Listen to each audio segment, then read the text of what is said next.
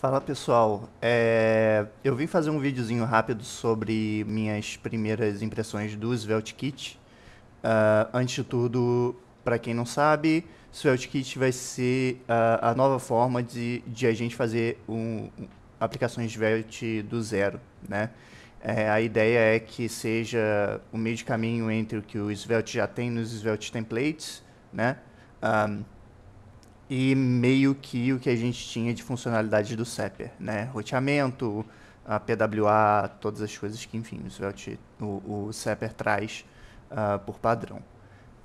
Eles abriram o repositório, ainda estão se preparando para um beta público. Eles abriram, mesmo que por um motivo idiota, que acabaram as horas do GitHub CI. Então, eles tiveram que abrir no repositório privado, né? Eles tiveram que abrir para poder rodar a CI de novo. É, bom, para quem quiser dar uma olhada, github.com/svelte.js/kit. Tá aqui, essa é a parte para quem quer realmente desenvolver o SvelteKit, né? Não com SvelteKit. Aqui a gente tem a documentação nessa pasta Documentation. Aqui a gente tem a documentação. A documentação é bem limitada, tá? Ela é bem complicada. Às vezes tem até coisas que estão erradas, simplesmente erradas na documentação. Por exemplo, tem várias coisas que citam Zapper ainda, que é bem esquisito. Mas, enfim, é o suficiente para que você teste, né? Então, o que eu vou fazer aqui rapidinho bom, quem quiser dar uma olhada na documentação está aqui. E eu vou fazer uma aplicação rapidinho, mostrar as coisas que tem de vantagem e de desvantagem, né? Por exemplo, eu vou estar comparando um pouquinho mais com o Zapper, porque, enfim, é o que tem as features, né, que o SvelteKit promete trazer. Para fazer uma aplicação nova com o SvelteKit, é isso daqui. Você cria um diretório qualquer, entra nele, dá esse npm init svelte next aqui, roda npm install e roda npm run dev, tá? Então eu vou fazer isso daqui. Já estou com uma pasta aberta aqui. Na verdade, tem que entrar um terminal aberto. Vou entrar na minha pasta de front-end aqui, dar um make num sample SvelteKit app ou algo do tipo. cd sample SvelteKit app. E aí eu vou copiar e colar esses dois aqui, só para não perder muito tempo.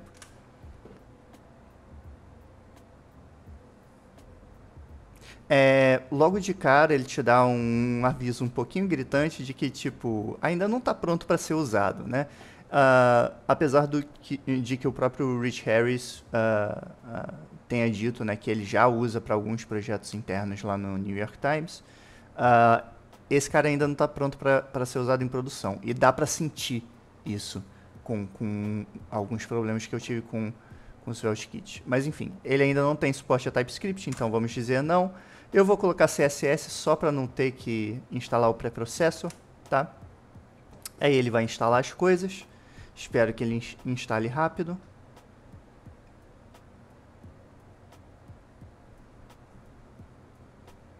Beleza, está instalado, não demorou muito.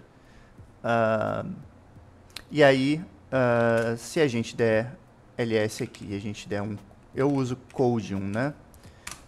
Vamos abrir esse cara no, entre aspas, VS Code, né? E coisas a se notarem, né? Antes eles estavam querendo implementar o SvelteKit usando o Snowpack para fazer a parte de servidor de dev e para a parte de bundling, né? Mas agora a galera migrou para o Vite por alguns detalhes de implementação lá que eles estavam tendo problema com o Snowpack. Arquivos base, arquivos de configuração do Vite, arquivos de configuração do SvelteKit em si. Esse cara é importante porque a gente vai falar um pouquinho rapidamente sobre adapters. Tem um readmezinho aqui básico, package.json, você vê que ele tem bem pouca dependência. Enfim, tem os outros arquivos aqui, eu não vou passar para ver todos, mas a pasta de estáticos são arquivos estáticos. E a parte SRC, isso daqui vai lembrar um pouquinho uma aplicação Zapper, tá? Por dois motivos. Primeiro, porque a gente tem uma pasta chamada routes, né, ou routes, que é a pasta que tem as rotas. E aí entra aquela série de convenções do Zapper para roteamento, né? O roteamento é feito a nível de estrutura de diretórios, né, de arquivos e pastas. Então, por exemplo, se eu quiser ter uma pasta de about aqui, eu crio um arquivo chamado about.svelte. Pronto, automaticamente eu tenho uma rota chamada /about. Tá? Eu vou fazer aqui, só para a gente ver, about is here. E aqui no index eu vou colocar o link para lá, tá? href /about go to about, ok? Enfim, eu vou falar um pouquinho mais sobre o roteamento daqui a pouco. Aqui ele tem uma pasta lib. Isso está um pouco diferente do que estava ontem, na real, porque ontem eu estava brincando com isso e ele não usava uma pasta chamada lib, ele usava uma pasta chamada components. E está sendo até engraçado, porque eu fiz... o meu segundo vídeo vai ser sobre a migração que eu fiz no meu site pessoal de Zapper para SvelteKit. E uma coisa que eu tinha notado é que era muito fácil você se utilizar da pasta que ele tinha $components para você colocar não só componente, mas o que você quisesse. Porque o que isso daqui significa? Isso significa que há um atalho, tá? De qualquer lugar da sua aplicação, em qualquer lugar dentro do routes aqui, enfim, qualquer lugar da sua aplicação, você pode importar coisas dessa pasta lib só colocando o $lib no começo. Você não precisa ficar dando ponto, ponto, barra, ponto, ponto, barra, ponto, ponto, barra, né? É só você colocar $lib que ele já sabe onde a pasta está. E o fato deles terem mudado de components para lib me deixa muito otimista, né? Por um lado, porque isso significa que eles estão realmente usando isso e percebendo padrões de projeto que vão emergir, né? dessa nova configuração. Me deixa um pouquinho preocupado porque significa que essa pasta lib aqui pode acabar virando aquele nosso arquivo utils, né? Ou aquela nossa pasta shared, né? De tipo, coloca tudo lá dentro e importa em todos os outros lugares. Isso pode acontecer com uma certa facilidade. Mas beleza, eles criaram essa pasta lib aqui e é aquilo que eu falei. Qualquer lugar que eu queira importar, eu importo daqui. De qualquer forma, eu acho que eu não preciso fazer mais nada aqui. Então eu vou salvar o about, eu vou salvar o index e vamos para o terminal de novo. Ele tem, tá? Aqui no package.json, se a gente der uma olhada, ele tem 3 scripts, né? Ele tem dev, build, start. Start é o clássico start do Zapper, né? Ele não roda a aplicação em desenvolvimento, ele roda a aplicação como se fosse para produção, tá? Então a gente não vai usar npm start, a gente vai usar npm run dev e npm run build, né? O run dev faz aquilo que a gente está acostumado, né? Então vamos fazer npm run dev, ok? Ele vai e olha a velocidade.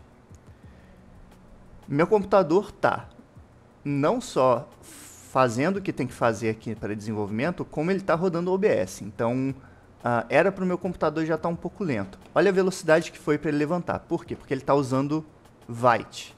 Vite usa ESBuild por baixo dos panos, se eu não me engano. Então, ele é muito, muito, muito rápido para desenvolvimento. Se a gente abrir aqui, vocês veem que, enfim, a aplicação está aqui, ela carregou ridiculamente rápido. Se eu clico aqui, ele faz o que tem que fazer. Se eu for para o About, 404 About. Porque tem que ser caixa baixa. Show. About is here. E vocês viram que, tipo, eu não precisei recarregar nada, eu não precisei fazer nada. Eu simplesmente renomeei o arquivo. Se a gente for ver aqui no terminal, você vê que o Vite percebeu que precisava fazer o reload, né, da aplicação, porque eu salvei um arquivo. E essa é uma das grandes vantagens. Com o Zapper a gente tem uma certa velocidade, mas não é tão grande, né? Então, About is here,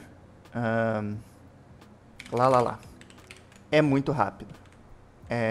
E outra coisa que, se não me engano, tem é a questão de que ele preserva o estado atual.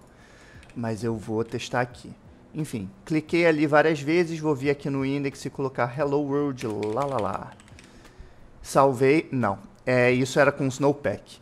Ele mantinha o estado atual do componente. O clique não ia mudar de clique, enfim, 6 para 0, por exemplo. Mas enfim, é bem rápido. Ele tem algumas coisas que são interessantes, né? Como eu disse, já tem essa questão da lib aqui. Ele tem um outro quesito que é bem interessante, que é o $app, tá? Então, do $app a gente pode importar várias coisas. Por exemplo, a gente pode importar o page from $app, tá? Esse $app, enfim, eu posso mostrar na documentação. Esse $app aqui é basicamente coisas do runtime do SvelteKit, tá? É o que a gente tinha no sepper/app. Ele te dá várias coisas que são úteis para você lidar com roteamento, lidar com mudar de página, né? Por exemplo, eu vou importar o GoTo também, se não me engano. Esse page aqui, por exemplo, esse page é uma store, tá? Eu vou fazer o seguinte, eu vou colocar um H2 aqui com o JSON stringify do $page, tá? Que aí a gente vai ver... Opa, deu erro. Eu acho que eu não posso fazer isso. $page. Só o $page, ele funciona? Não. Enfim, eu não vou conseguir mostrar pra vocês, mas eu acho que dá pra... Tipo, ele tem coisas tipo page.params, pra gente ver os parâmetros de URL, por exemplo. Ele não vai funcionar, eu não sei porquê. Uma das coisas que me mostra que ele ainda não está muito pronto, tá vendo? Era para ele ter me dado esse erro, ele me deu outro erro. De vez em quando, isso é uma coisa que não acontecia antes, mas tem acontecido com uma certa frequência, eu tenho que reiniciar o servidor para ele notar que, enfim, alguma coisa... Principalmente quando coisas dão errado, tá? Mas aí, ele failed to load for SSR, tá? Ele falhou para server-side rendering. E aí eu acho que a gente pode começar a falar sobre adapters, tá? Não, vou deixar para falar sobre adapters depois. É melhor focar nisso depois. Mas enfim, ele tem várias coisas aqui. Deixa eu ver o que esse... Fazer o seguinte, mais fácil, né? Eu vou colocar aqui um debugger. Que aí a gente provavelmente vai conseguir ver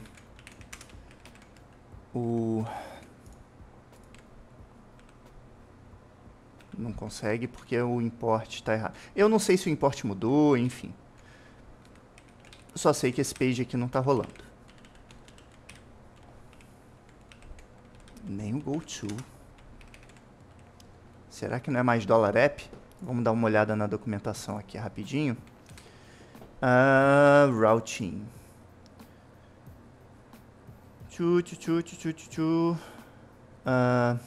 Não. Server-side rendering, não. Acho que loading vai ter alguma coisa pra gente sobre isso. Não vai. Cara, isso mudou de ontem pra hoje. Eu tava tão preparado pra fazer o vídeo hoje. E aí, de repente, as coisas mudaram de ontem pra hoje. E isso só deixa claro, né, que não é pra usar isso em produção. Por favor, não usem. Client API... eles mudaram para app/navigation, por exemplo. Entendi. Navigation. Desculpa, só deixa eu ver aqui que ele tem. Ele tem env, ele tem navigation, ele tem paths e ele tem stores. Maravilha. Então eu posso importar GoTo de navigation e provavelmente eu posso importar o page from $app stores ou algo do tipo. Stores. Vamos ver. Se é isso, debugger, e eu vou tentar dar uma formatada aqui. Eu tenho que instalar o Preacher para poder fazer. Tá, eu só vou matar e rodar o servidor aqui porque eu meio que já estou acostumado a isso, de vez em quando dá problema. Ó, beleza. Parou no meu debugger aqui. Quer dizer que realmente as coisas de ontem para hoje já mudaram de lugar, tá? Então se a gente der uma olhada nesse goTo aqui, ele é uma função assíncrona, né? Como que ela funciona? Se você quiser redirecionar a pessoa para algum lugar depois de um clique, você usa o goTo.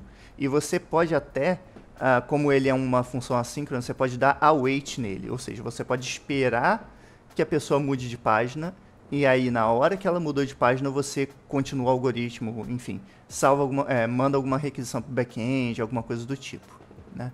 Então essa função goTo é bem interessante. E aqui a gente tem o page também, tá? Que no caso aqui é uma store.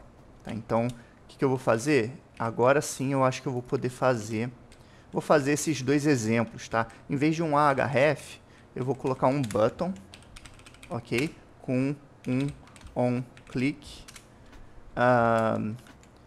No onClick, a gente faz o goTo about. /about, ok? Só para mostrar esse goTo aqui, button. E também aqui embaixo eu vou fazer aquilo que eu estava querendo fazer, que é um JSON.stringify do $page, ok? E vamos dar ali aqui, vamos dar um Ctrl R, ó. Bom, a gente tem agora um botão de goTo about aqui, e isso daqui é o que está dentro daquela store de page. E aí você vê que eu tenho o host, eu tenho o path, eu tenho query strings, né? Por exemplo, se eu acessar isso daqui com lala igual a true, era para ele aparecer aqui. Mas enfim, pode ser coisa do servidor também. Do servidor de desenvolvimento. E ele tem params, né? Esses params aqui são aquilo que, por exemplo, se eu tivesse um /blog /slug, né? Ou /product /id, ou alguma coisa do tipo, esse ID seria um parâmetro que você poderia acessar aqui direto na página. Você também pode acessar da maneira sepper, né? Que é a maneira de você... eu não sei onde que é, loading, talvez? Sim, que é você... No sepper, quem trabalhou com sepper já está acostumado com isso, mas quem trabalhou com Svelte não. Se você quiser, por exemplo... usar a parte de back-end do sepper, a parte de node do sepper, por exemplo, para ler um arquivo JSON ou alguma coisa do tipo, ou pré-carregar alguma informação, você pode abrir um script context module aqui. No sepper, essa função se chama preload, tá? Mas aqui no caso é load. Essa função pode injetar, por exemplo, props no seu componente lendo de um arquivo estático, por exemplo, ou lendo de um banco de dados, ou qualquer coisa do tipo. Significa que você tem meio que o melhor dos dois mundos, né? Você pode não ter isso daqui, simplesmente ter um componente que faz a requisição, enfim, lida com stores, ou você pode ter algo que lê de um arquivo algum dado específico, ou lê de um banco de dados algum dado específico, e já carregue a página com esse dado carregado, né? Então, o exemplo que ele dá aqui é que ele faz um fetch para um JSON local. Esse fetch aqui é só um wrapper do fetch do navegador, para que ele possa também pegar de arquivo do seu disco, né, do seu projeto. Você espera ele carregar o JSON, e aí ele está injetando como prop article o resultado de leitura desse arquivo, né? Desse arquivo JSON aqui. Então, automaticamente, você não vai precisar fazer um onMount com um fetch, deixar o cara, né, a rota dele aberta. Não precisa. Isso também funciona para Static Site Generation, tá? Para você, por exemplo, fazer com que ele leia esses posts de blog aqui só durante a build, né? que aí ele já gera, na hora que você exportar, né, era o Sapper Export, agora é direto no build, né? Na hora que você faz a build, ele lê do arquivo e ele já gera o HTML estático para você. Isso facilita muito a vida de quem, por exemplo, faz o deploy no Netlify, ou no GitHub Pages, ou no Vercel, enfim. E não quer lidar com funções e, enfim, functions ou actions ou o que for. Mas enfim, eu acabei saindo numa tangente aqui. O que eu estava querendo mostrar é que a gente tem o melhor dos dois mundos, né? E se eu clicar em Go to About, você vê que ele me redireciona. Por quê? Porque ele, mesmo não sendo um href, né, eu usei o Go to /about, então ele fez o redirect aqui para mim. Show? Outra coisa importante que a gente tem além do lib e além do app, que são as coisas que foram meio que herança do Sapper, tá? Que são os arquivos de layout e os arquivos de erro, tá? Se você, por exemplo, numa pasta qualquer, você fizer um layout.svelte, significa que todas as páginas nesse mesmo nível, né? Digamos que, por exemplo, eu movo esse about aqui para dentro, tá? About, eu vou migrar esse cara aqui para dentro e eu vou colocar ele como index, né? Só para a gente manter a mesma rota. Todos os componentes daqui para dentro vão ser envelopados por esse layout. Então, por exemplo, se eu colocar um H1, esse é o layout, e eu colocar um slot aqui, na hora que eu salvar, ele coloca esse é o layout. Se eu vier pro About, esse é o layout About Here. Então, isso significa que esse arquivo de layout aqui está envolvendo todas as páginas desse nível para baixo. Então, é bem interessante para você poder, digamos que o seu site tem uma sidebar que você queira sempre manter, ou que o seu site tem uma barra no topo, ou que tenha alguma rotina que tenha que ser executada em todas as páginas, ou enfim, para qualquer coisa que tem que ser reaproveitada, não só a nível de layout, mas a nível de lógica também, esse $layout é bem importante. Isso é uma coisa que o Sapper tem, que o Svelte não tem ainda, e que eu acho maravilhosa. A gente tem também assim como o $layout, a gente tem o $error.svelte. Que, enfim, esse é o cara que vai ser exibido quando der algum erro, tá? Eu não sei se para 404 ele funciona. Não, ele não funciona. Mas ele, enfim, ele me deu o 404 aqui. Eu acho que é só para erro de sintaxe, talvez. Ou eu tenho que botar o slot aqui. Enfim, eu não sei muito bem trabalhar com esse erro, tá? Mas vamos fazer o seguinte, vamos botar um erro de sintaxe aqui no about. Vamos colocar um erro de sintaxe. Essa é uma coisa que o SvelteKit tem, que o Sapper também não tem, que, enfim, todos os outros não tem. Que é, enquanto há um erro, ele coloca só esse overlay de erro aqui e te deixa seguir com a sua vida.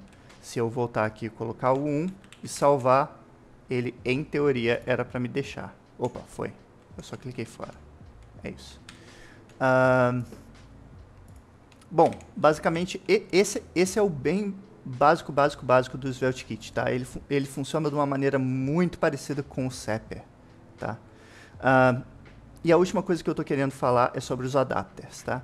Porque a gente viu essa parte de desenvolvimento funciona bem, é rápido, não dá muito problema, tá? Mas tem a parte de build, né? Porque você pensa, pô, beleza, agora eu tenho esse cara que é esse loading aqui, né? Pô, isso significa que eu vou ter que ter um back-end Node rodando? Pode ser que sim, pode ser que não. Depende de como você quer fazer a build do seu projeto. E para você fazer builds diferentes, aqui no nosso arquivo svelte.config.csj, a gente tem essa variável kit aqui com esse adapter dentro. Por padrão, ele vem com esse adapter node. O que esse adapter node faz? Isso significa que ele vai, na hora que você rodar npm run build, né, na hora que você fizer a build, o bundling da sua aplicação, ele vai presumir que você está fazendo um servidor node, tá?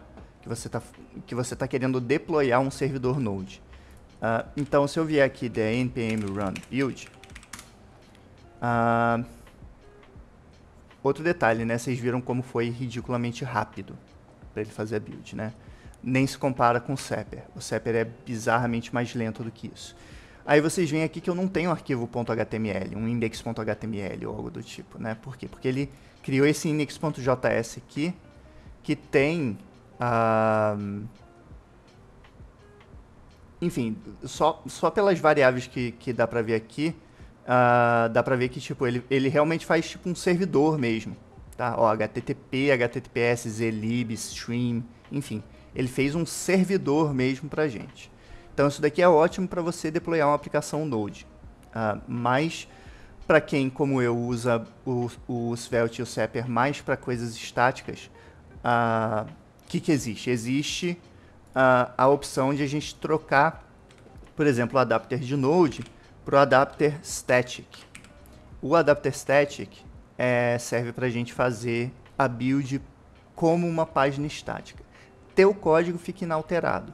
Só que a diferença é que, em vez dele fazer, né, no caso de se ter uma coisa dessa, em vez dele ter um back-end para você fazer esse fetch e tudo mais, ele só faz isso durante a build. Ele já te gera o server-side rendered, o resultado final do HTML daquele componente.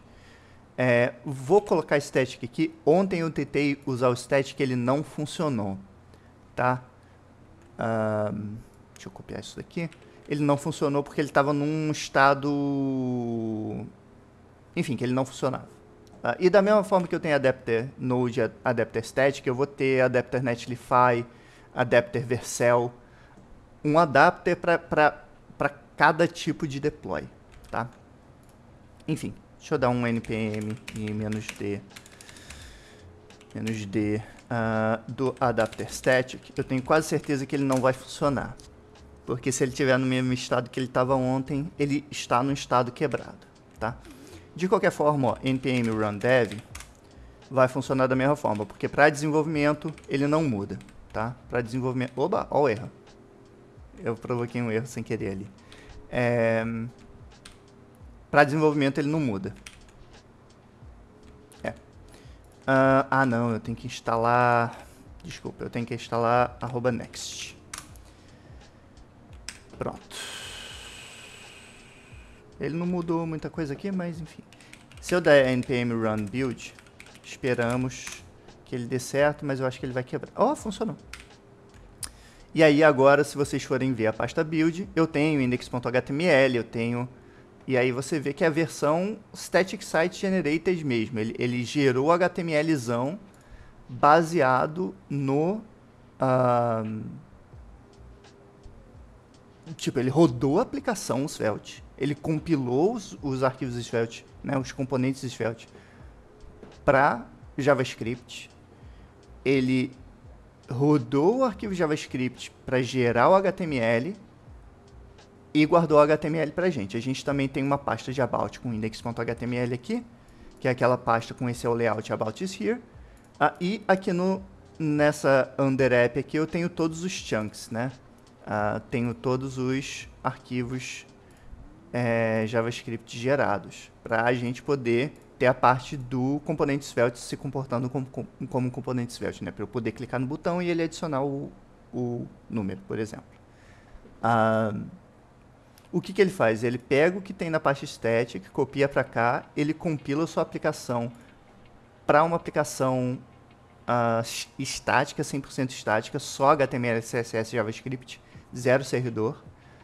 Ele deixa tudo pronto para você simplesmente copiar isso daqui, colar num GitHub Pages ou dar o push disso para um Netlify, alguma coisa do tipo. Beleza? Bom, é isso que eu queria falar. Vou fazer um segundo vídeo ainda sobre a comparação disso com Sepper. Queria ter feito um vídeo mais rápido, mas acabei percebendo que tem bastante coisa para mostrar, né? Mas aí fica para a próxima a parte de Sepper, beleza? Até mais.